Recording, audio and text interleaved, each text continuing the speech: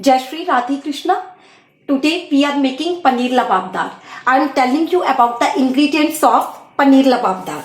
1.5 teaspoon cumin seed, 2 cardamom, 2 cloves, half teaspoon melon seeds, fenugreek leaves, garam masala, 8 or 9 cashews, grated green chilli, and pinch of ginger paste, pinch of garlic paste. Then 3 chopped onion, 3 chopped tomato, 1.5 teaspoon honey, and then 250 gram paneer.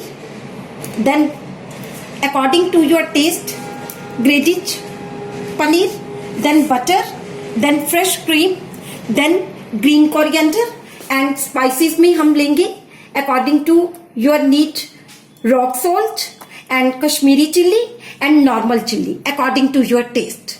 Now let's start.